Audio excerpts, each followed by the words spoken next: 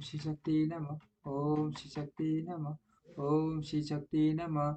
उमा सहिता भगवान श्री कृष्ण के तप से संतुष्ट हुए शिव और पार्वती का उन्हें अभिष्ट वर देना तथा शिव की महिमा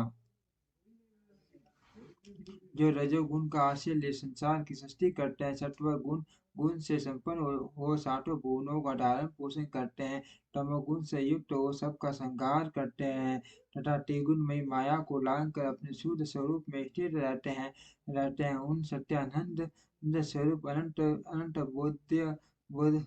बोध में निर्मल एवं पुण्य ब्रह्म शिव का हम ध्यान करते हैं। वे सृष्टि काल में ब्रह्मा और पालन के समय विष्णु और संहार काल में रुद्र नाम धारण करते हैं तथा सदैव सात्विक भावों को अपनाने से ही प्राप्त होते हैं। ऋषि बोले माँ ज्ञानी माँ ऋषि बोले माँ ज्ञानी व्यास शिष्य सूची आपको नमस्कार है। आपके कोटि रुद्र नामक सौटी संहिता हमें सुना दी।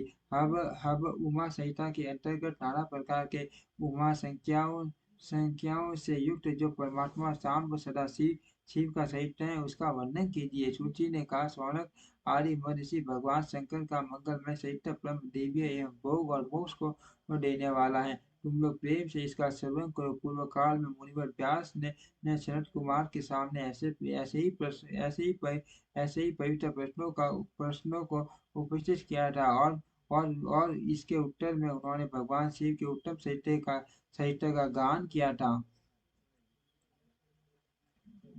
उस समय पुत्र की प्राप्ति के निमित्त श्री कृष्ण के हिमवान पर्वत पर जाकर महर्षि उपमन्यु से मिलने उनकी बताई हुई पद्धति के अनुसार भगवान शिव की प्रसन्नता के लिए तप करने उनके तप से प्रसन्न होकर पार्वती कार्तिकेय तथा गणेश सहित शिव के प्रकट होने तथा श्री कृष्ण के द्वारा उनकी स्तुति पूर्वक वरदान मांगने की कथा सुनकर सनत कुमार जी ने कहा श्री कृष्ण का वचन सुनकर भगवान भव मुझसे बोले वासुदेव तुमने जो कुछ मनोरथ किया है वह सब पूर्ण होगा। इतना कहकर शिव त्रिशूलधारी भगवान शिव फिर बोले यादवेंद्र तुम्हें शाम नाम से प्रसिद्ध एक महापराक्रमी बलवान पुत्र प्राप्त होगा। एक एक समय मुनि योनि में भयानक सर्वतक प्रलयंकर सूर्य को शाप दिया था कि तुम मनुष्य योनि में उत्पन्न होंगे, अतः वे समर्थक सूर्य ही तुम्हारे पुत्र होंगे। इसके सिवा जो वस्तु तुम्हें अभीष्ट है वह सब तुम प्राप्त करो। सनत कुमार जी कहते हैं इस प्रकार परमेश्वर शिव से संपूर्ण वरों को प्राप्त करके सनत कुमार जी कहते हैं इस प्रकार परमेश्वर शिव से संपूर्ण वरों को प्राप्त करके श्री कृष्ण ने विविध प्रकार की बहुत सी स्तुतियों द्वारा उन्हें पुण्यतः संतुष्ट किया। तदंतर भक्त सला गिरिराज कुमार शिवा ने प्रसन्न उन तपस्वी शिव भक्त महात्मा को वासुदेव से कहा। पार्वती बोली परम बुद्धिमान वसुदेव नंदन श्री कृष्ण मैं तुमसे बहुत संतुष्ट हो अनग तुम मुझसे भी उन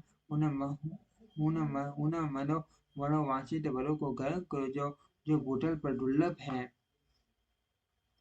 श्री कृष्ण ने कहा देवी यदि आप मेरे इस सत्य तप से संतुष्ट हैं और मुझे वर दे रही हैं तो मैं ये चाहता हूँ कि ब्राह्मणों के प्रति कभी मेरे मन में द्वेष न हो। मैं सदा दिवजों का पूजन करता रहूं। मेरे माता पिता सदा मुझसे संतुष्ट रहे। मैं जहाँ कहीं भी जाऊँ समस्त प्राणियों के प्रति मेरे हृदय में अनुकूल भाव रहे। आपके दर्शन के प्रभाव से मेरी संतति उत्तम हो। मैं सैकड़ों यज्ञ करके इंद्र आदि देवताओं को तुष्ट करूं। सस्तु साधु सन्यासियों और अतिथियों को सदा अपने घर पर सदा से पवित्र अन्न का भोजन कराओ। भाई बंधुओं के साथ नित्य नित्य मेरा प्रेम बना रहे तथा मैं सदा संतुष्ट रहूं।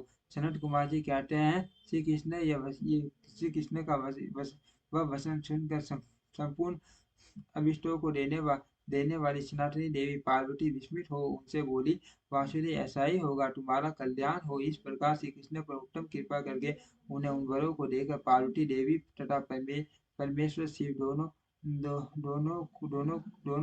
दोनों वही अंतर ध्यान हो गए। तदनंतर कोसी हंटर श्री कृष्ण मुनिवर उपमन्यु को प्रणाम करके उनसे वर प्राप्ति का सारा समाचार बताया। तब उन मुनि ने कहा, जनार्दन, संसार में भगवान शिव के सिवा दूसरा कौन है? महादानी ईश्वर है तथा क्रोध के समय दूसरा कौन अत्यंत दुस्सह हो उठता है? माँ यशस्वी गोविंद, दान, तप और शौर्य शौर्य तथा स्थिरता में शिव से बढ़कर कौन है? अतः तुम शंभु के दिव्य ऐश्वर्य का सदा स्मरण करते रहो। तदनंतर उपमन्यु के द्वारा शिव की महिमा सुनने के बाद उन मुनिवरों को नमस्कार करके वसुदेव नंदन केशव मणि मन शंभु का स्मरण करते हुए वे वे वे द्वारकापुरी को चले गए।